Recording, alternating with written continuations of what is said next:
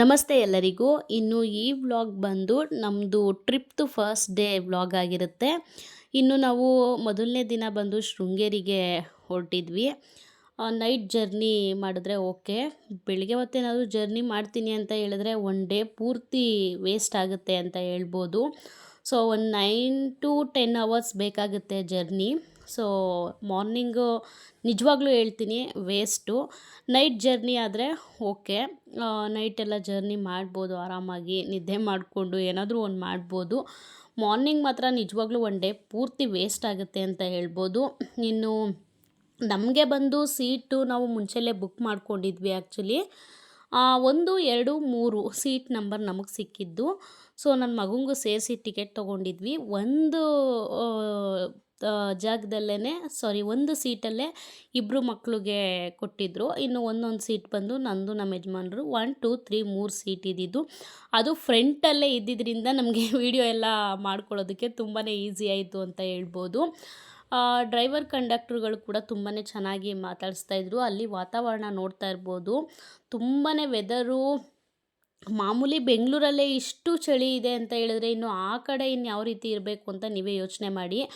So ನಮಗೆ Sringeri bus ಬಂದು 9:45ಗೆ ಇದ್ದು. ಸೊ ಬೆಂಗಳೂರು ಮೆಜೆಸ್ಟಿಕ್ ಟರ್ಮಿನಲ್ 2 ಅಲ್ಲಿ ಬರುತ್ತೆ. ಸೊ ಬಸ್ಸಸ್ಸು ಶೃಂಗೇರಿಗೆ ಡೈರೆಕ್ಟಾಗಿ ನಾವು ಮುಂಚೆಲೇ ಬುಕ್ ಮಾಡ್ಕೊಂಡಿದ್ವಿ. ಏನು ತೊಂದರೆ ಇರಲ್ಲ, ಆರಾಮಾಗಿ ಹೋಗ್ಬೋದು. ಬಸ್ಸಸ್ ಎಲ್ಲ ಸಿಗುತ್ತೆ ಬೇಜಾನು. ಬಟ್ ಏನಂದರೆ ನಮಗೆ ವೀಕೆಂಡಲ್ಲಿ ಇಲ್ಲ ಏನಾದರೂ ಹಾಲಿಡೇಸ್ ಇದ್ದಾಗ, ಇವಾಗ ಕ್ರಿಸ್ಮಸ್ ಲೀವ್ ಇರೋದ್ರಿಂದ ಸ್ವಲ್ಪ ಬಸ್ಗಳು ಸ್ವಲ್ಪ ಕಷ್ಟನೇ ಸಿಗೋದು. ಬಸ್ ಸಿಗುತ್ತೆ, ಸೀಟ್ಗಳು ಸಿಗೋದು ಕಷ್ಟ. ಸೊ ಅದಕ್ಕೆ ಮುಂಚೆಲೇ ಬುಕ್ಕಿಂಗ್ ಮಾಡಿಬಿಟ್ಟಿದ್ವಿ. ಇನ್ನು ಅಲ್ಲಿ ಹೊರಟಾಗ ಇನ್ನು ಅದು ಬಂದು ಬಸ್ ಸ್ಟಾಪ್, ಶೃಂಗೇರಿ ಬಸ್ ಸ್ಟಾಪಲ್ಲಿ ಇಳ್ಕೊಂಡು ಜಸ್ಟ್ ಒಂದು 5 ಮಿನಿಟ್ಸ್ ಆಗುತ್ತೆ ಅಷ್ಟೇ ವಾಕಬಲ್ ದೇವಸ್ಥಾನಕ್ಕೆ. ಸೊ ನಡ್ಕೊಂಡು ನಿಧಾನಕ್ಕೆ ಹೋಗ್ತಿದ್ವಿ. ಇದೇನೇ ಬಂದು ದೇವಸ್ಥಾನ. ರೂಮ್ಸ್ ಎಲ್ಲ ನೋಡೋದಾದರೆ ದೇವಸ್ಥಾನದ ರೂಮ್ಸ್ ಇದೆ, ಪ್ರೈವೇಟ್ ರೂಮ್ಸ್ಗಳೆಲ್ಲ ಇರುತ್ತೆ, ಮತ್ತು ಟ್ರಸ್ಟ್ ಕಡೆಯಿಂದ ಬೇರೆ ಕೊಡ್ತಾರೆ. ಈ ರೀತಿ ರೂಮ್ಸ್ಗಳೆಲ್ಲ ಸಿಗುತ್ತೆ. ಸೊ ನಮಗೆ ಆನ್ಲೈನ್ ಬುಕ್ಕಿಂಗಲ್ಲಿ ಮಾಡೋದಕ್ಕೆ ಹೋಗಿದ್ದಕ್ಕೆ ನಮಗೆ ದೇವಸ್ಥಾನದ ರೂಮು ಪರ್ ರೂಮ್ ಬಂದರೂ 300 ಏನೋ ತೋರಿಸ್ತು. ಬುಕ್ ಮಾಡೋದಕ್ಕೆ ಹೋಗಿದ್ದಕ್ಕೆ ಸ್ಯಾಟರ್ಡೇ ನಮಗೆ ಸಿಗ್ತಿಲ್ಲ, ಸಂಡೇ ಸಿಕ್ತು. ಸೊ ಅದೊಂದು ಬೇಜಾರಾಯಿತು. ಸೊ ಬಿಡು, ಇನ್ನೇನು ಮಾಡೋದಕ್ಕಾಗಲ್ಲ, ಅಲ್ಲೇ ಹೋಗಿ ನೋಡೋಣ ಅಂತ ಹೇಳ್ಬಿಟ್ಟು ಹೊರಟಿದ್ವಿ.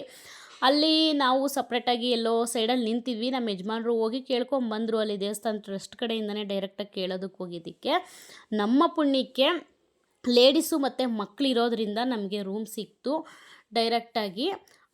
ಅದು ರೂಮ್ ಬಂದು ಟ್ರಸ್ಟ್ ಕಡೆಯಿಂದ ಸಿಕ್ಕಿದ್ದು. ಸೊ 100 ರೂಪೀಸ್ ಏನೋ ತೊಗೊಂಡ್ರು. ನನಗೆ ನಿಜವಾಗ್ಲೂ ಶಾಕ್ ಆಯಿತು. ರೂಮ್ಗೆ ಬರೀ 100 ರೂಪಾಯಿನ ಅಷ್ಟೇನಾ ಅಂತ ಹೇಳ್ಬಿಟ್ಟು ನಿಜವಾಗ್ಲೂ ಶಾಕ್ ಆಯಿತು. ರೂಮ್ ಮಾತ್ರ ನೀಟಾಗಿತ್ತು. 2 ದಿವಾನ್ ಇತ್ತು. ಒಂದು ಅವ್ರ ಅಪ್ಪ ಮಗ ಮಲ್ಕೊಂಡಿದ್ರು, ಇನ್ನೊಂದು ದಿವಾನಲ್ಲಿ ನಾನು ನನ್ನ ಮಗಳು ಮಲ್ಕೊಂಡಿದ್ವಿ. ಇನ್ನು ವಾಶ್ರೂಮ್ ಹೇಳೋದಾದರೆ ವಾಶ್ರೂಮ್ ಬಂದು ಆಚೆ ಕಡೆ ಇತ್ತು. ಸೊ ಹೊರಗಡೆನೇ ಹೋಗಬೇಕಿತ್ತು, ಅಲ್ಲೇ ಒಳಗಡೆನೇ, ಬಟ್ ರೂಮ್ ಒಳಗಡೆ ಇರಲಿಲ್ಲ ಅಷ್ಟೇನೆ. ಸೊ ಇನ್ನು ನಾವು ಫಸ್ಟು ರೂಮ್ ಮಾಡಿಕೊಂಡು ರೂಮ್ ಒಳಗಡೆ ಹೋಗಿ ಫ್ರೆಶ್ ಅಪ್ ಆಗೋಣ ಅಂತ ಹೇಳ್ಬಿಟ್ಟು ಹೊರಟಿದ್ವಿ. ಇನ್ನು ನಮ್ಮ ಯಜಮಾನರು ನದಿಲೇ ಮಾಡಬೇಕು ಅಂತ ಅವರಾಟ. ನದಿಲೇ ಮಾಡೋಣ ಅಮ್ಮ ಅಂತ ಹೇಳ್ತಿದ್ರು. ಇಲ್ಲ ಆಗಲ್ಲ ಬಿಡಿ ಅಂತ ನಾನು ಎಷ್ಟೇ ಹೇಳಿದ್ರು ಕೇಳಲಿಲ್ಲ. ಬಾ ಒಂದು ಸಲ ಬಟ್ಟೆ ಎಲ್ಲ ಚೇಂಜ್ ಮಾಡೋದಕ್ಕೆಲ್ಲ ಜಾಗ ಚೆನ್ನಾಗಿದೆಯಾ ನೋಡ್ಕೊಂಬರೋಣ ಅಂತ ಹೇಳಿ ನದಿ ಹತ್ರ ಹೋಗಿದ್ವಿ. ನದಿ ಹತ್ರ ಬಟ್ಟೆ ಎಲ್ಲ ಚೇಂಜ್ ಮಾಡೋದಕ್ಕೆ ಜಾಗನೇ ಇರಲಿಲ್ಲ. ಸೊ ಮತ್ತೆ ರೂಮಿಗೆ ಬಂದು ಪರ್ ಬಕೆಟ್ ಬಂದು ಬಿಸಿನೀರು 20 ರೂಪೀಸ್ ಏನೋ ತೊಗೊಂಡ್ರು. ಒಂದು 3-4 ಬಕೆಟು ಬಿಸಿನೀರೆಲ್ಲ ತೊಗೊಂಡು ಮತ್ತಲ್ಲೇ ಸ್ನಾನ ಮಾಡಿಕೊಂಡು ರೆಡಿಯಾಗಿ ದೇವಸ್ಥಾನದ ಹತ್ರ ಹೊರಟಿದ್ದಾಯಿತು. ದರ್ಶನಕ್ಕೆ ಅಂತ ಹೇಳಿಬಿಟ್ಟು ಹೊರಟ್ವಿ. ಇನ್ನು ಒಳಗಡೆ ಎಂಟ್ರಿ ಆಗಿದ ತಕ್ಷಣವೇ ಫಸ್ಟು ಒಂದು ಕ್ಲಿಪ್ಪಿಂಗ್ ಸುತ್ತ ತೊಗೊಂಡೆ. ಫಸ್ಟು ಬಂದು ಈ ಕಡೆ ಲೆಫ್ಟ್ ಸೈಡ್ಗೆ ಒಳಗಡೆ ಹೋಗಿದ ತಕ್ಷಣವೇ ಒಂದು ಮ್ಯೂಸಿಯಂ ಥರ ಮಾಡಿದ್ದಾರೆ. ತುಂಬಾ ಚೆನ್ನಾಗಿದೆ. ಶಂಕರಾಚಾರ್ಯರದು ಮ್ಯೂಸಿಯಮ್ಮು, ಅವ್ರು ಹುಟ್ಟಿದ್ದು ಬೆಳೆದಿದ್ದು ಪ್ರತಿಯೊಂದು ಅವ್ರದ್ದು ಡೀಟೇಲಿಂಗು, ಅವ್ರದ್ದು ಎಜುಕೇಷನ್ ಆಗಿರ್ಬೋದು, ಯಾವ ರೀತಿ ಮಾಡಿದ್ರು, ಯಾವ ಥರ ಅವ್ರದ್ದು ಪೂರ್ತಿ ಡೀಟೇಲಿಂಗ್ ಪೂರ್ತಿ ಇತ್ತು. ಇಲ್ಲಿ ಲೆಫ್ಟ್ ಸೈಡ್ಗೇನೆ ಇಲ್ಲಿ ನೋಡ್ತಾ ಇದ್ದೀರಾ ಅಲ್ವಾ, ಇದೇನೆ ಮ್ಯೂಸಿಯಮ್. ಮಾತ್ರ ತುಂಬಾ ಚೆನ್ನಾಗಿತ್ತು ಅಂತ ಹೇಳ್ಬೋದು. ನಾನು ಅದಕ್ಕೆ ಒಂದು ವಿಡಿಯೋ ಕ್ಲಿಪ್ಪಿಂಗ್ಸು ನಮ್ಮ ಸಬ್ಸ್ಕ್ರೈಬರ್ಸ್ಗೂ ತೋರಿಸೋಣ ಅಂತ ಹೇಳ್ಬಿಟ್ಟು ನೀಟಾಗಿ ನಿಧಾನಕ್ಕೆ ವಿಡಿಯೋನ ಮಾಡಿದ್ದೀನಿ. ಸೊ ನೋಡ್ಕೊಂಬನ್ನಿ.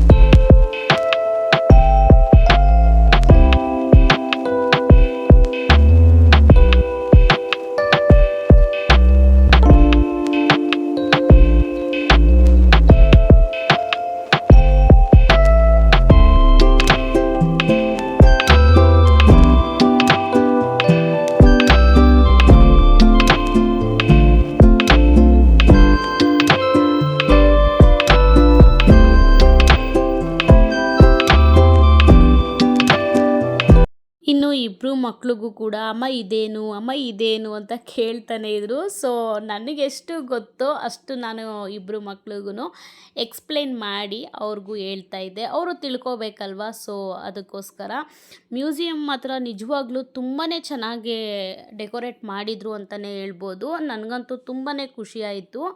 ನಿಜವಾಗ್ಲೂ ಈ ಥರ ಪುಣ್ಯಕ್ಷೇತ್ರಕ್ಕೆ ಹೋಗಿದ್ದು ನಮಗೂ ಒಂದು ಹೆಮ್ಮೆ ಅಂತಲೇ ಹೇಳ್ಬೋದು. ತುಂಬಾ ಚೆನ್ನಾಗಿತ್ತು ಎಲ್ಲ ವಾತಾವರಣ ಆಗಿರ್ಬೋದು. ನಾನು ತುಂಬ ಚಳಿ ಆಗುತ್ತೆ ಅಂತ ಅಂದ್ಕೊಂಡಿದ್ದೆ. ಬಟ್ ನಿಜವಾಗ್ಲೂ ಬೆಂಗಳೂರಲ್ಲೇ ಇಷ್ಟು ಚಳಿ ಇದೆ ಅಂತ ಹೇಳಿದ್ರೆ ಇನ್ನು ಅಲ್ಲೇ ಎಷ್ಟು ಇರ್ಬೋದು ಅಂತ ನಾನು ಯೋಚನೆ ಮಾಡಿದ್ದೆ. ಬಟ್ ನಿಜವಾಗ್ಲೂ ಹೇಳ್ತೀನಿ, ಚಳಿ ಅಂತಲೇ ಅನ್ನಿಸ್ಲಿಲ್ಲ. ಬಿಸಿಲು ಮಾತ್ರ ಕಾಲು ಹೆಂಗೆ ಸುಡ್ತಿತ್ತು ಅಂದರೆ ಕಾಲು ಇಡೋದಕ್ಕೆ ಆಗ್ತಿರ್ಲಿಲ್ಲ. ಅಲ್ಲಿ ದರ್ಶನಕ್ಕೆ ನಾವು ಒಳಗಡೆ ಹೋದಾಗ ತುಂಬಾ ಬಿಸಿಲಿತ್ತು. ಅದು ಈಗಂತೂ ಸಿಕ್ಕಾಬಟ್ಟೆ ರಶ್ಶು. ಏನಕ್ಕೆ ರಶ್ಶು ಅಂತ ಹೇಳಿದ್ರೆ, ಇವಾಗ ಅಯ್ಯಪ್ಪ ಸ್ವಾಮಿಗೆ ಹೋಗೋರು ತುಂಬ ಜನ ಇದ್ದಾರೆ. ಸೊ ಅಯ್ಯಪ್ಪ ಸ್ವಾಮಿಗೆ ಹೋಗೋರು, ಅದಲ್ಲದೆ ಮತ್ತು ಇನ್ನೊಂದು ಓಂ ಶಕ್ತಿಗೆ ಹೋಗ್ತಿರೋರು ಅವರೆಲ್ಲ ತುಂಬಾ ಇದ್ದರು ಅಂತ ಹೇಳ್ಬೋದು ಜನಗಳು. ಮತ್ತು ಇವಾಗ ಕ್ರಿಸ್ಮಸ್ ಈವ್ ಇರೋದ್ರಿಂದ ಆ ಮಕ್ಳುಗಳದ್ದು ಟ್ರಿಪ್ ಇರ್ಬೋದು. ತುಂಬ ಜನ ಮಕ್ಳದು ಜಾಸ್ತಿ ಟ್ರಿಪ್ಪು ಮಕ್ಳುಗಳೇ. ಒಂದೊಂದು ಬಸ್ಸು ಎಷ್ಟು ಬಸ್ ಬಂತು ಲೆಕ್ಕನೇ ಇಲ್ಲ. ಸೊ ಅದರಿಂದ ಇಷ್ಟೊಂದು ರಶ್ಶು ಅಂತ ಹೇಳ್ಬೋದು. ಇನ್ನು ಇವಾಗ ನಾನು ಲೆಫ್ಟ್ ಸೈಡಲ್ಲಿ ತೋರಿಸ್ತಾ ಇದ್ದೀನಿ ಅಲ್ವಾ, ಇದು ಬಂದು ಅಕ್ಷರ ಅಭ್ಯಾಸ ಅಂತ ಹೇಳ್ಬಿಟ್ಟು ಮಕ್ಕಳಿಗೆ ಸ್ಕೂಲಿಗೆ ಕಳಿಸೋದಕ್ಕೂ ಮುಂಚೆಲೇ ಒಂದು ಅಕ್ಷರ ಅಭ್ಯಾಸ ಅಂತ ಮಾಡಿಸ್ತಾರೆ ಚಿಕ್ಕ ಮಕ್ಳುಗಳಿಗೆ. ಸೊ ಆ ಮಕ್ಳಿಗೆ ಹೋಗಿ ಸುಮಾರು ಜನ ಮಾಡಿಸ್ತಾರೆ ಸ್ಕೂಲಿಗೆ ಸೇರಿಸೋದಕ್ಕೂ ಮುಂಚೆಲೇ ಅಕ್ಷರಾಭ್ಯಾಸ ಅಂತ ಹೇಳ್ಬಿಟ್ಟು. ಸೊ ತುಂಬಾ ಕಾಸ್ಟ್ಲಿ ಇರುತ್ತೆ. 1,000 1,500 ರೂಪಾಯಿ ತನಕ ತೊಗೊತಾರೆ. ತುಂಬಾ ದುಡ್ಡು ಕೀಳ್ತಾರೆ. ನಾವು ಹೋಗಿ ದರ್ಶನ ಮಾಡ್ಕೊಂಡು ಬರ್ತೀವಿ ಅಂದರೆ ಏನು ಅಷ್ಟು ಖರ್ಚಾಗಲ್ಲ. ನಾವೇನಾದರೂ ಅಲ್ಲಿ ಮಾಡಿಸ್ತೀವಿ ಅಂದ್ರೇ ಜಾಸ್ತಿ ಹೋಗೋದು. ಇನ್ನು ಇದು ಬಂದು ದೇವ್ರದ್ದು ಆನೆಗಳು. ಸೊ 2 ಆನೆ ಇದೆ. ಅದನ್ನೆಲ್ಲ ಒಂದು ಕ್ಲಿಪ್ಪಿಂಗ್ಸ್ ತೊಗೊಂಡೆ. ಆ ದೇವಸ್ಥಾನದ ವಾತಾವರಣ ನೀವೇ ನೋಡ್ತಾ ಇದ್ದೀರಾ ಅಲ್ವಾ, ಎಷ್ಟು ಬಿಸಿಲು ಅಂದರೆ ಅಷ್ಟು ಬಿಸಿಲಿತ್ತು. ನಾನು ಸುತ್ತ ಹಂಗೆ ಒಂದು ಕ್ಲಿಪ್ಪಿಂಗ್ಸ್ನ ತೊಗೊಂಡೆ. ಇನ್ನು ಅಷ್ಟೇ ಲಾಸ್ಟು ಲೈನಲ್ಲಿ ನಿಂತ್ಕೊಂಡು ಒಳಗಡೆ ಹೋಗಿ ಶಾರದಾ ದೇವಿ ದರ್ಶನ ಮಾಡಿಕೊಂಡು ಹೊರಗಡೆ ಬಂದಿದ್ದಾಯಿತು. ತುಂಬಾ ಚೆನ್ನಾಗಿ ದರ್ಶನ ಆಯಿತು ಅಂತ ಹೇಳ್ಬೋದು. ಅದರಲ್ಲೂ ಪಂಚೆ ಹಾಕ್ಕೊಂಡಿರೋರಿಗೆ, ಜೀನ್ಸ್ ಹಾಕ್ಕೊಂಡಿರೋರಿಗೆ, ಅವ್ರಿಗೆಲ್ಲ ನಿಜವಾಗ್ಲೂ ಅರ್ಧ ಜಾಗಕ್ಕಷ್ಟೇ ಬಿಡ್ತಾರೆ. ಇನ್ನು ಮುಂದೆ ಪೂರ್ತಿ ಬಿಡೋದೇ ಇಲ್ಲ. ಅರ್ಧಕ್ಕೆ ವಾಪಸ್ ಕಳಿಸ್ಬಿಡ್ತಾರೆ. ಸ್ಯಾರಿ ಹಾಕ್ಕೊಂಡಿದ್ರೆ ವಿತ್ ದುಪ್ಪಟ್ಟ, ಡ್ರೆಸ್ ಅಂದರೆ ವಿತ್ ದುಪ್ಪಟ್ಟ ಹಾಕ್ಕೊಂಡಿದ್ರೆ ಮಾತ್ರ, ಪಂಚೆ ಹಾಕ್ಕೊಂಡಿದ್ರೆ ಮಾತ್ರ ಫುಲ್ಲು ದೇವ್ರ ಹತ್ತತ್ರನೇ ಬಿಡ್ತಾರೆ. 1-2 ಬಾಗಿಲು ಅಷ್ಟೇ ಮುಂದೆ, ಅದು ಬಿಟ್ಟರೆ ಹಿಂದೆಗಡೆನೆ ಅಲ್ಲಿ ದರ್ಶನ ಬಿಡ್ತಾರೆ. ತುಂಬ ಚೆನ್ನಾಗೇ ದರ್ಶನ ಆಯಿತು ಅಂತ ಹೇಳ್ಬೋದು. ನಾನು ಸ್ಯಾರಿ ಹಾಕ್ಕೊಂಡಿದ್ದೆ, ನನ್ನ ಮಗಳಿಗೆ ಲಂಗ ಬ್ಲೌಸ್ ಹಾಕಿದ್ದೆ, ನನ್ನ ಮಗನಿಗೂ ಕೂಡ ಪಂಚೆ ಹಾಕಿದ್ದೆ. ಅವರು ನಮ್ಮ ಮನೆಯವರು ಪಂಚೆನೇ ಹಾಕ್ಕೊಂಡಿದ್ರು. ಅದಕ್ಕೆ ನೀಟಾಗಿ ದರ್ಶನ ಎಲ್ಲ ಚೆನ್ನಾಗಾಯಿತು ಅಂತ ಹೇಳ್ಬೋದು. ಇನ್ನು ಆಚೆ ಕಡೆ ಬಂದು ಅಲ್ಲೊಂದು ಪಕ್ಕದಲ್ಲಿ ಒಂದು ದೇವಸ್ಥಾನ ಇದೆ ಶಿವಂದು. ಸೊ ಅದನ್ನು ದರ್ಶನ ಮಾಡಿಕೊಂಡು, ಆ ದೇವಸ್ಥಾನ ಸ್ಪೆಷಾಲಿಟಿ ಏನಂತ ಹೇಳಿದ್ರೆ, ಒಂದೊಂದು ವಿಗ್ರಹದ ಮೇಲೆ ಅದು ನವಗ್ರಹ ಅಂತ ಹೇಳ್ಬಿಟ್ಟು ವಿಗ್ರಹದ ಇದು ಹೆಸರು. ಸೊ ಒಂದೊಂದು ವಿಗ್ರಹದ ಮೇಲೂ ಕೂಡ ಒಂದೊಂದು ತಿಂಗಳದ್ದು ಬಿಸಿಲು ಒಂದೊಂದು ಶಿಲೆ ಮೇಲೆ ಬೀಳುತ್ತಂತೆ. ಸೊ 12 ಶಿಲೆ ಇದೆಯಂತೆ ನವಗ್ರಹ. ಸೊ ಆ 12 ಶಿಲೆಗೂ ಕೂಡ ಒಂದೊಂದು ತಿಂಗಳಿಗೂ ಒಂದೊಂದು ಬಿಸಿಲು ಒಂದೊಂದು ವಿಗ್ರಹಕ್ಕೆ ಬೀಳುತ್ತಂತೆ. ಅದೊಂದು ಪುಣ್ಯಕ್ಷೇತ್ರದ್ದು ಒಂದು ಪವರ್ ಅಂತಲೇ ಹೇಳ್ಬೋದು. ಸೊ ಅದನ್ನೆಲ್ಲ ಮುಗಿಸ್ಕೊಂಡು, ಅಲ್ಲೂ ಕೂಡ ದರ್ಶನಕ್ಕೆ ತುಂಬಾ ಕ್ಯೂ ಅದನ್ನು ಮುಗಿಸ್ಕೊಂಡು ಇನ್ನು ನೆಕ್ಸ್ಟು ನದಿ ಹತ್ರ, ಈ ಕಡೆ ದೇವಸ್ಥಾನದ ಒಳಗಡೆನೇ ನದಿ ಇದೆ. ಸೊ ಅಲ್ಲಿಂದ ಹೋಗೋಣ ಅಂತೇಳಿ ದೇವಸ್ಥಾನದ ಒಳಗಡೆಯಿಂದನೇ ನದಿ ನೋಡೋಕ್ಕೆ ಅಂತ ಹೋದ್ವಿ. ಸೊ ನಾನು ಬೆಳಿಗ್ಗೆ ಒಂದು ತೋರಿಸಿದ್ನಲ್ಲ ನಿಮಗೆ ಹ್ಯಾಂಗಿಂಗ್ ಬ್ರಿಡ್ಜ್ ಸಮೇತ. ಸೊ ಅದು ದೇವಸ್ಥಾನದಿಂದ ಹೊರಗಡೆ ಇರೋದು. ಸೊ ನೀರೆಲ್ಲ ಒಂದೇ, ಬಟ್ ಇದು ಬಂದು ದೇವಸ್ಥಾನದ ಒಳಗಡೆ ಇರೋದು ಈ ನದಿ. ಸೊ ನಮ್ಮ ಮೀನೆಲ್ಲ ಒಂದು ಕ್ಲಿಪ್ಪಿಂಗ್ಸ್ ತೊಗೊಂಡೆ. ಎಲ್ಲ ಕಡಲೆಪುರಿ ಅದು ಇದು ತಿನ್ನೋದಕ್ಕೆ ಏನೇನೋ ಹಾಕ್ತಿದ್ರು. ಎಷ್ಟು ದೊಡ್ಡ ದೊಡ್ಡ ಮೀನುಗಳು ಅಂತ ಅಂದರೆ, ಅದು ದೇವ್ರಗಳ ಮೀನು ಅಂತ ಹೇಳ್ಬಿಟ್ಟೇನೋ ಹೇಳ್ತಿದ್ರು ನಮ್ಮ ಯಜಮಾನ್ರು. ತಲೆಗೆ ನೀರು ತೆಗೆದು ತಲೆ ಮೇಲೆ ಹಾಕ್ತಿದ್ರು. ಸೊ ಅದನ್ನೆಲ್ಲ ಮುಗಿಸ್ಕೊಂಡು ಇನ್ನು ಅದ್ರ ಮೇಲ್ಗಡೆಯಿಂದ ಒಂದು ಕ್ಲಿಪ್ಪಿಂಗ್ಸ್ ತೊಗೊಂಡೆ. ಯಾವ ರೀತಿ ಕಾಣಿಸ್ತಿದೆ ಮೀನು ಅಂತ ಹೇಳಿದ್ರೆ ನಿಜವಾಗ್ಲೂ ನೋಡೋದಕ್ಕೆ 2 ಕಣ್ಣು ಸಾಕಾಗಲ್ಲ ಅಂತಲೇ ಹೇಳ್ಬೋದು. ಇನ್ನು ಅಲ್ಲಂತೂ ವೀಡಿಯೋಸ್ ಎಲ್ಲ ತೆಗಿಯೋ ಹಾಗೆ ಇಲ್ಲ ಮೇಲ್ಗಡೆಯಿಂದ. ಸೊ ವಾಚ್ಮ್ಯಾನ್ ಬರ್ತಾನೆ ಇದ್ದರು. ಸೊ ನಾನು ಎದ್ರುಕೊಂಡು ಸ್ವಲ್ಪ ತೆಗೆದು ಕಟ್ ಮಾಡ್ತಿದ್ದೆ ಫೋನ್ನ. ಫೋಟೋಸ್ ತೆಗಿಯೋಗಿಲ್ಲ, ವೀಡಿಯೋಸ್ ತೆಗಿಯೋಗಿಲ್ಲ, ಹಿಂದಿಂದಲೇ ಬಂದ್ಬಿಡ್ತಿದ್ರು. ಸೊ ನನಗೆ ಎಷ್ಟಾಗುತ್ತೋ ಈ ಕಡೆ ಸೈಡ್ ನಾನು ತೆಗಿಯೋದಕ್ಕೆ ಆಗಲಿಲ್ಲ. ಸೊ ತೆಗಿಬೇಕಿತ್ತು, ಆ ಕಡೆ ಸೈಡ್ ಮಾತ್ರ ಸ್ವಲ್ಪ ತೊಗೊಂಡೆ. ಅಷ್ಟೊತ್ತಿಗೆ ಬಂದುಬಿಟ್ರು. ಸರಿ ಇನ್ನು ಅದರಿಂದ ಡೌನ್ ಇಳಿದು ಒಳಗಡೆ ಹೋಗಿದ್ದಾಯಿತು. ಇಲ್ಲೂ ಕೂಡ ತುಂಬಾ ಚೆನ್ನಾಗಿದೆ. ನೋಡೋ ಪ್ಲೇಸಸ್ ಮಾತ್ರ ನಿಜವಾಗ್ಲೂ ತುಂಬಾ ಚೆನ್ನಾಗಿದೆ. ಜಾಸ್ತಿ ಕೂಡ ಇದೆ ಇಲ್ಲಿ ಅಂತ ಹೇಳ್ಬೋದು. ಸುಮಾರು ನಮಗೆ ದರ್ಶನ ಬಂದು ನಾವು ಬಸ್ಸು ಬಂದು 7:15ಗೇನೋ ಇಳಿದ್ವಿ. ಇನ್ನು ರೂಮೆಲ್ಲ ಮಾಡಿಕೊಂಡು ರೂಮ್ ಒಳಗಡೆ ಹೋಗಿ ನಾವೆಲ್ಲ ಫ್ರೆಶಪ್ ಆಗಿ ಅದು ಇದು ಎಲ್ಲ ಮಾಡ್ಕೊಂಡು ಬರೋಷ್ಟೊತ್ತಿಗೆ ಒಂದು 9 ಗಂಟೆ 9:30 ಆಯಿತು. ಇನ್ನು ದರ್ಶನಕ್ಕೆ ಒಂದು 10:30 ಅಷ್ಟೊತ್ತಿಗೆಲ್ಲ ದರ್ಶನ ಮುಗೀತು. ಇನ್ನು ಹೊರಗಡೆ ಬಂದ್ವಿ. ಇನ್ನು ಊಟ ಬಂದು ನಮಗೆ ಮಕ್ಕಳಿಗೆ ಟಿಫನ್ ತಿನ್ನಿಸ್ಬಿಟ್ಟಿದ್ವಿ. ಬೆಳಗ್ಗೆ ಟೊಮೊಟೊ ಬಾತ್ ಏನೋ ಹೋಟೆಲಲ್ಲಿ ತಿನ್ನಿಸ್ಬಿಟ್ಟಿದ್ವಿ. ನಾನು ನಮ್ಮ ಯಜಮಾನ್ರು ಹಂಗೆ ಇದ್ವಿ. ಇನ್ನು 12 ಗಂಟೆಗೆ ಊಟ ಅಂತ ಹೇಳ್ಬಿಟ್ಟು ಇನ್ನು 12 ಗಂಟೆ ತನಕ ಏನು ಮಾಡೋದಕ್ಕಾಗುತ್ತೆ, ಏನಾದರೂ ಪ್ಲೇಸಸ್ಗಳು ಒಳಗಡೆ ಎಲ್ಲ ಇದೆ ಅಲ್ವಾ. ಸೊ ಅದನ್ನೆಲ್ಲ ನೋಡ್ಕೊಳ್ಳೋಣ, ಹೆಂಗಿದ್ರು ಬಂದಿದ್ದೀವಿ, ತಪ್ಪೇನಿದೆ ಅಲ್ವಾ, ನೋಡ್ಕೊಂಡು ಬರೋಣ ಅಂತ ಹೇಳ್ಬಿಟ್ಟು ಎಲ್ಲ ಪ್ಲೇಸಸ್ಗಳನ್ನೆಲ್ಲ ನೋಡ್ತಿದ್ವಿ. ಇನ್ನು ಈ ಬೋರ್ಡು ನೋಡ್ತಾ ಇರ್ಬೋದು ನೀವೇ, ತುಂಬಾ ಚೆನ್ನಾಗಿದೆ. ಇದು ಪ್ಲೇಸಸ್ಗಳೆಲ್ಲ ಒಳಗಡೆ ಇದೆ. ಗುರು ನಿವಾಸ ಮತ್ತು ಕಾಳಭೈರವೇಶ್ವರ ದೇವಸ್ಥಾನ, ಅದ್ವೈತ ಶೋಧ ಕೇಂದ್ರ, ಈ ರೀತಿಯಾಗಿ ಸುಮಾರು ನಾನು ಅಲ್ಲಿ ಬೋರ್ಡಲ್ಲಿ ತೋರಿಸಿದ್ದೀನಿ, ಮೆನ್ಷನ್ ಮಾಡಿದ್ದೀನಿ ನಿಮಗೆ. ಸೊ ಅದೆಲ್ಲ ಪೂರ್ತಿ ಒಳಗಡೆ ಇದೆ. ಸೊ ಒಳಗಡೆ ಎಲ್ಲ ಹೋಗಿ ಅಲ್ಲಿ ಹಸುಗಳ್ದು ಕೂಡ ಒಂದು ಚೆನ್ನಾಗಿ ಮಾಡಿದ್ದಾರೆ. ತುಂಬಾ ಚೆನ್ನಾಗಿತ್ತು ಅಂತ ಹೇಳ್ಬೋದು. ಎಲ್ಲ ಗುರು ನಿವಾಸ, ಈ ರೀತಿಯಾಗಿ ಕಾಲಭೈರವೇಶ್ವರ ದೇವಸ್ಥಾನ, ಈ ರೀತಿ ಸುಮಾರು ಒಳಗಡೆ ಪ್ಲೇಸಸ್ಗಳೆಲ್ಲ ಚೆನ್ನಾಗಿದ್ವು. ಒಳಗಡೆ ಹೋಗಿ ಎಲ್ಲ ನೋಡಿಕೊಂಡು ನಾವು ವಾಪಸ್ ಬಂದಿದ್ದಾಯಿತು. ಇದು ಗುರು ನಿವಾಸ ಅಂತ ಹೇಳ್ಬಿಟ್ಟು ಇಲ್ಲಿ ಒಳಗಡೆ ಚೆನ್ನಾಗಿ ಮಾಡಿದ್ದಾರೆ. ಮಾತ್ರ ನಿಜವಾಗ್ಲೂ ಸಖತ್ತಾಗಿತ್ತು ಅಂತಲೇ ಹೇಳ್ಬೋದು. ಒಂದು ಮನಸ್ಸಿಗೆ ನೆಮ್ಮದಿಯಾಗಿರ್ಬೋದು, ಖುಷಿಯಾಗಿರ್ಬೋದು. ಬಟ್ ಎಷ್ಟು ಸಾಧ್ಯನೋ ನನ್ನ ಕೈಲಿ ಅಷ್ಟು ವೀಡಿಯೋನ ಮಾಡ್ಕೊಂಡಿದ್ದೀನಿ. ಆಮೇಲೆ ಮುಂದೆ ಮಾಡೋಕ್ಕಾಗಲಿಲ್ಲ.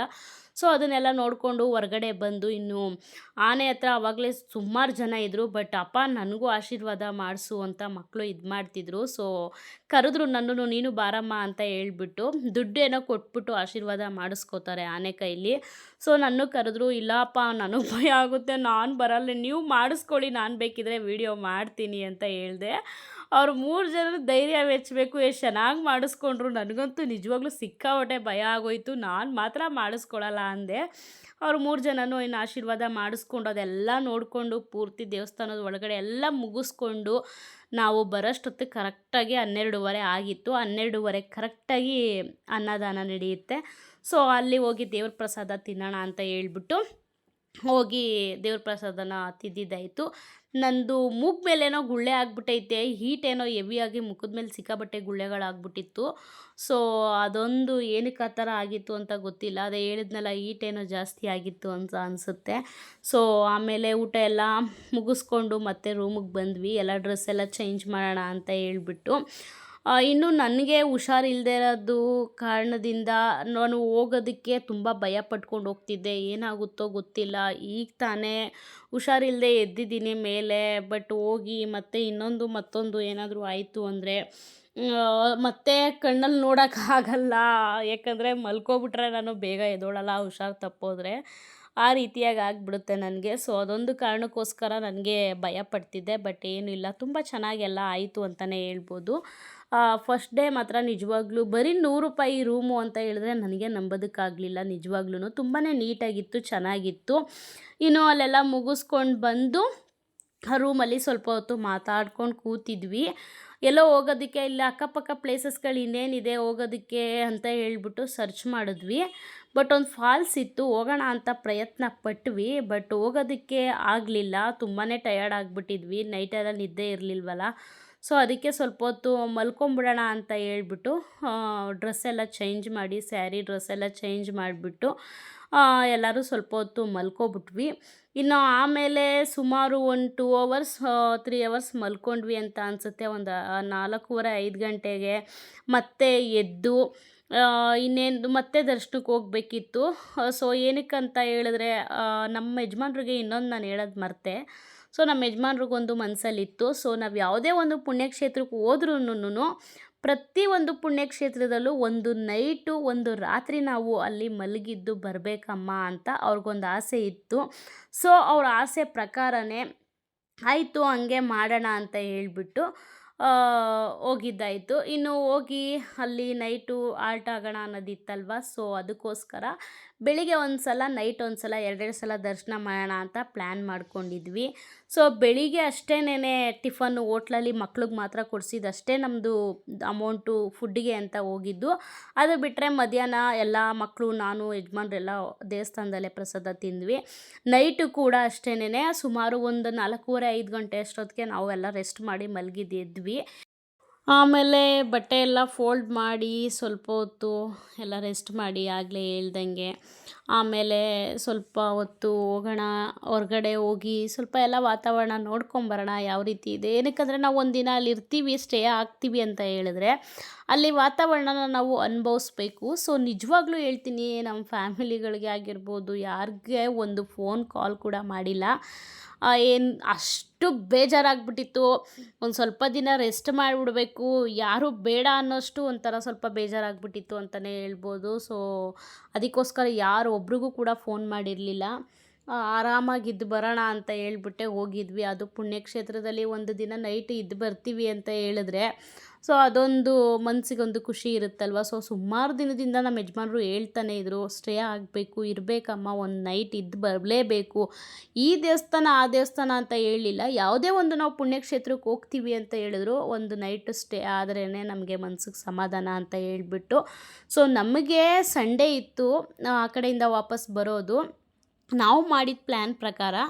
ಬಟ್ ಅದು ಬಂದು ನಮಗೆ ಸಂಡೇ ಟಿಕೆಟ್ ಸಿಗದೇ ಇರೋ ಕಾರಣಕ್ಕೋಸ್ಕರ ನಮಗೆ ಮಂಡೇ ಟಿಕೆಟ್ ಸಿಕ್ಕಿದ್ರಿಂದ ಆ ಕಡೆಯಿಂದ ಕಟೀಲೆಯಿಂದ ವಾಪಸ್ ಬರಬೇಕಾದ್ರೆ ಸೊ ಅದೊಂದು ಕಾರಣಕ್ಕೋಸ್ಕರ ಪ್ರತಿಯೊಂದು ದೇವಸ್ಥಾನದಲ್ಲೂ ನೈಟು ಸ್ಟೇ ಆಗೋಂಗಾಯಿತು. ಫಸ್ಟು ಪ್ಲ್ಯಾನಿಂಗ್ ಇದ್ದಿದ್ದೆ ಆ ಥರ, ಆಮೇಲೆ ಏನೇನೋ ಆಗಿ ಮತ್ತೆ ಫಸ್ಟು ಪ್ಲ್ಯಾನ್ ಮಾಡಿದ ಥರನೇ ಆಗಿತ್ತು, ಆಮೇಲೆ ಆಯಿತು. ಸೊ ಅದೊಂದು ಖುಷಿ ಆಯಿತು ನಮ್ಮ ಯಜಮಾನ್ರಿಗೆ.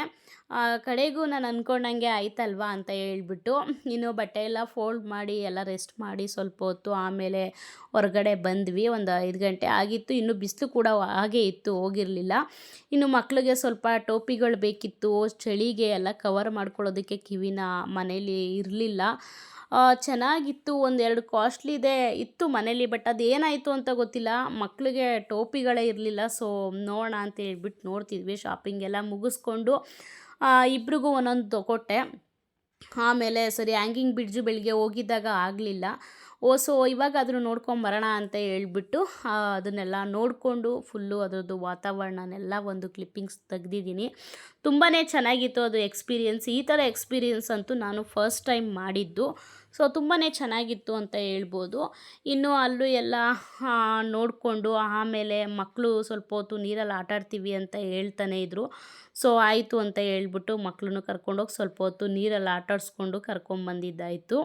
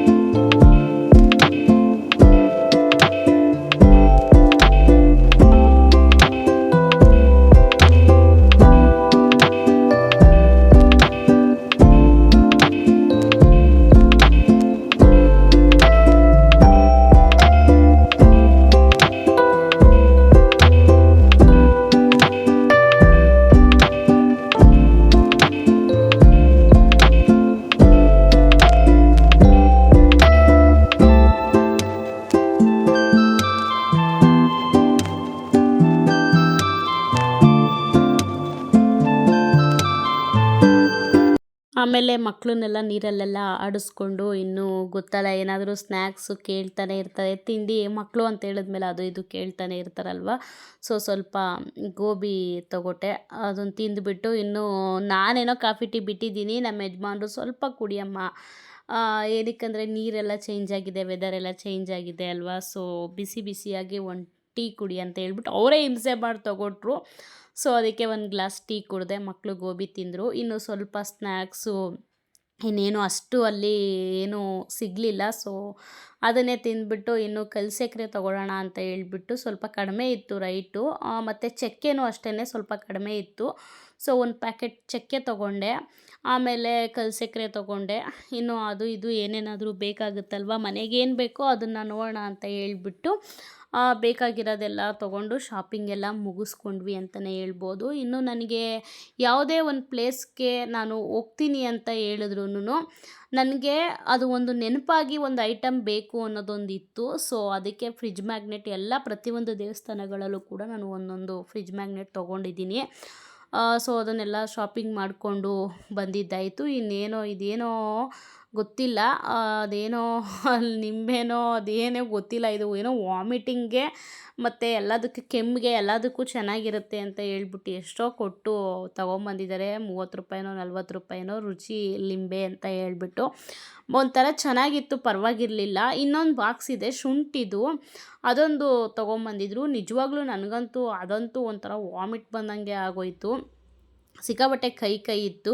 ರುಚಿ ಶುಂಠಿ ಅಂತ ಹೇಳ್ಬಿಟ್ಟು ಇದ್ರ ಹೆಸರು. ಸೊ ಅದು ಫಸ್ಟ್ ತಿಂದಿದ್ದು ಚೆನ್ನಾಗಿತ್ತು. ಎರಡನೇ ಸಲ ತಿಂದಿದ್ದು ಸ್ವಲ್ಪ ಕೈ ಒಗರು ಅಂತ ಅನ್ನಿಸ್ತು. ಸೊ ತುಂಬ ಒಳ್ಳೇದಮ್ಮ ವಾಮಿಟ್ಗೆ ಅದಕ್ಕೆ ಇದಕ್ಕೆಲ್ಲ ಅಂತ ಹೇಳ್ಬಿಟ್ಟು ಸುಮ್ಮನೆ 60 ರೂಪಾಯಿ ದುಡ್ಡು ಅದಕ್ಕೆ ಕೊಟ್ಬಿಟ್ಟು ತೊಗೊಂಬಂದಿದ್ದಾರೆ.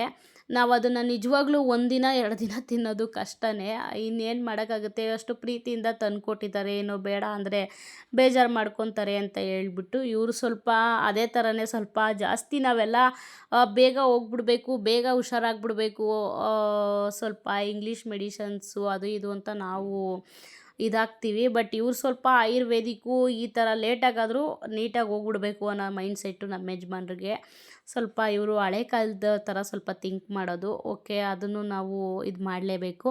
ಸೊ ಅದನ್ನೆಲ್ಲ ಮುಗಿಸ್ಕೊಂಡು ನೆಕ್ಸ್ಟು ಇನ್ನು ನೈಟ್ ಆಯ್ತಾ ಇದ್ದಂಗೆ ಮತ್ತೆ ಇನ್ನೊಂದು ಸಲ ದರ್ಶನ ಮಾಡಿಕೊಂಡು ಮತ್ತೆ ಪ್ರಸಾದ ತಿಂದ್ಕೊಂಡು ಮತ್ತೆ ವಾಪಸ್ ಬಂದಿದ್ದಾಯಿತು. ನಿಜವಾಗ್ಲೂ ಶೃಂಗೇರಿದು ತುಂಬಾ ಚೆನ್ನಾಗಿತ್ತು ಅಂತ ಹೇಳ್ಬೋದು. ವಾತಾವರಣ ಆಗಿರ್ಬೋದು, ಏನೇ ಆಗಿರ್ಬೋದು ತುಂಬಾ ಇಷ್ಟ ಆಯಿತು. ಮನ್ಸಿಗೆ ಮಾತ್ರ ತುಂಬ ನೆಮ್ಮದಿ ಕೊಡ್ತು ಅಂತಲೇ ಹೇಳ್ಬೋದು ಆ ಜಾಗ. ಎಕ್ಸ್ಪೆಷಲಿ ಊಟ ಎಲ್ಲ ಮುಗಿಸ್ಕೊಂಡು ದೇವಸ್ಥಾನದ ವಾತಾವರಣದಲ್ಲೇ ಕುತ್ಕೊಂಡು ಸ್ವಲ್ಪ ಹೊತ್ತು ಟೈಮ್ನ ಸ್ಪೆಂಡ್ ಮಾಡಿದ್ವಿ. ನಿಜವಾಗ್ಲೂ ಒಂದು ಸಮಾಧಾನ ಆಯಿತು. ಏನೇ ಒಂದು ಕಷ್ಟ, ನೋವು, ಸಂಕಟ ಏನೇ ಒಂದು ಇತ್ತು ಅಂತ ಅಂದ್ರೂ ಸಾಕಷ್ಟು ನೆಮ್ಮದಿ ಸಿಕ್ತಲ್ವ. ಸೊ ಅಷ್ಟೇ ಸಾಕು ನಮ್ಮ ಜೀವನಕ್ಕೆ. ಇಂಥ ಪುಣ್ಯಕ್ಷೇತ್ರಗಳಿಗೆ ನಾವು ಹೋಗಿದ್ವಿ ಅಲ್ವಾ ಅನ್ನೋದೊಂದು ಹೆಮ್ಮೆ ಇದೆ ನಮಗೆ. ಸೊ ಅದನ್ನೆಲ್ಲ ಮುಗಿಸ್ಕೊಂಡು ಊಟ ಮಾಡಿಕೊಂಡು ವಾಪಸ್ಸು ರೂಮಿಗೆ ಬಂದು ಮಲ್ಕೊಂಡ್ವಿ. ಇವತ್ತಿನ ದಿನ ಮಾತ್ರ ತುಂಬಾ ಚೆನ್ನಾಗಿತ್ತು ಅಂತ ಹೇಳ್ಬೋದು. ಇನ್ನು ನೆಕ್ಸ್ಟ್ ಡೇ ನಾಳೆ ಬಂದು ನಿಮಗೆ ನೆಕ್ಸ್ಟು ನಾವು ಹೊರನಾಡಿಗೆ ಹೋಗಿದ್ದು, ಸೊ ಆ ವ್ಲಾಗ್ ಬರುತ್ತೆ. ಈ ವ್ಲಾಗ್ ಏನಾದರೂ ನಿಮಗೆ ಇಷ್ಟ ಆಯಿತು ಅಂತ ಹೇಳಿದ್ರೆ, ಯಾರಾದ್ರು ಹೊಸ್ದಾಗಿ ನನ್ನ ಚಾನಲ್ನ ನೋಡ್ತಿದ್ರೆ ದಯವಿಟ್ಟು ಸಬ್ಸ್ಕ್ರೈಬ್ ಮಾಡ್ಕೊಂಡು ನೋಡಿ. ಇನ್ನೂ ಒಳ್ಳೊಳ್ಳೆ ವೀಡಿಯೋಸ್ಗಳನ್ನ ಹಾಕೋದಕ್ಕೆ ಪ್ರಯತ್ನ ಪಡ್ತೀನಿ. ಈ ವಿಡಿಯೋನ ನಾನು ಇಲ್ಲಿಗೆ ಎಂಡ್ ಮಾಡ್ತಾಯಿದ್ದೀನಿ. Thank you for watching. Bye.